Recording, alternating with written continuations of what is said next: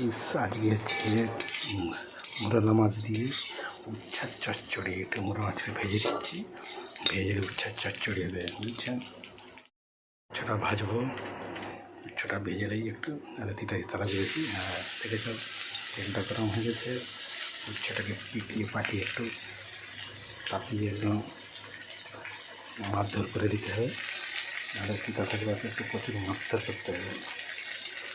গরম তেলের ছ্যাঁকনা না দিলে তিতা ভাগ কমবে না। এর গরম তেলে ছ্যাঁকনাটা দিয়ে দিই, ছ্যাঁকনা দিয়ে দিলেই আর তিতা ভাগটা একটু কমে যাবে। ভালো করে মজবুতি করে ছ্যাঁকনা দিতে হবে। আমাদের মোরলা মাছ উচ্ছা দিয়ে ঝাল হবে।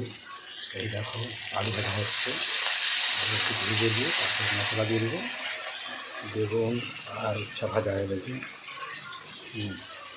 সবাই চলে দিয়ে একটু খাওয়া দাওয়া করে দিয়ে নিয়ন্ত্রণ করে দেবো। ভালো থাকবে, সুখে থাকবে।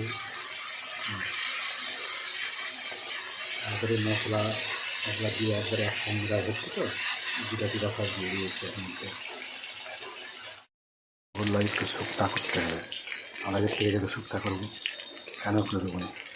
উচ্ছাটা একটু ভাজছি, উচ্ছাটা ভেজে এখানে আলু বেগুন সজনে ডাঁটা মাছকলা সব কাটা হয়ে রয়েছে, সব আস্তে আস্তে করে ভেজে একটু সরষা বাটা একটু পোস্ত বাটা দিয়ে ভালো করে মশলাটা করে দিয়ে তারপরে দিয়ে দেবো। তারপরে একবার খুব মাখা মাখা রান্না হবে। সবাইকে নিমন্ত্রণ করলাম, চলে আসবে। দেখছো কড়া গরম করে সবকটা একটু তাপিয়ে নিয়েছি, তা না তাপালে দিকে ঠিক পিঠা যাবে না। ওই একটু তাপিয়ে নিয়ে সবগুলোকে পিটতে হবে। এবার সে বেগুন উচ্ছা সব কিছুকে তাপিয়ে নিয়েছি, দেখা যাবে না। তাপিয়ে নিয়ে দেখেছেন একদম সুন্দর করে তাপাতে হচ্ছে। তারপর আলু আর পিঁপে বাচ্চা করে তাপিয়ে নেবো। তাপানোর পরে সব গরম করে দিচ্ছি। তেজপাতা 5 ফোঁটন, এই 5 ফোঁটন দিয়ে দিলাম। ওরা গোটা লঙ্কা রেখেছেন, এই গোটা লঙ্কাটা দিয়ে দেবো। গোটা লঙ্কার বস্তু সব পেশা রয়েছে মশলা।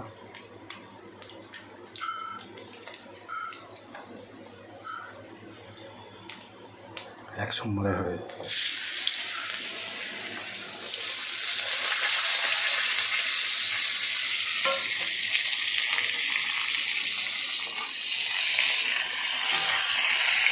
সবটাকে তাপানো হচ্ছে, দেখুন একসাথে দেখছেন কীভাবে তাপানো হয়ে গেছে।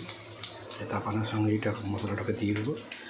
ঘন্টা করেছি, ঝাল লঙ্কা ঘষে ঘষে দিয়েছি, একবারে মশলা ঘষে একবারে নোট করে দিয়ে দিয়েছি। এত সুন্দর লাগবে খেতে না, যারা দেখুন হেভি সুন্দর লাগবে। এই দেখো সবগুলোকে হালকা হালকা তাপিয়ে দিয়েছি, তাপানো হয়ে গেছে, ব্রাউন কালার হয়ে গেছে। এবার দিয়ে দেবো মশলাটা।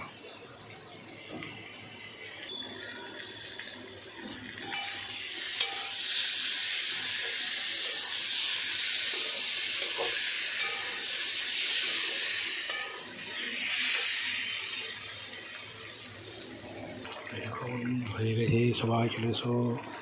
হয়ে গেছে, দেখতে কিছু হয়ে গেছে, তাড়াতাড়ি চলে এসো সবাই। এবার নামিয়ে দিচ্ছি।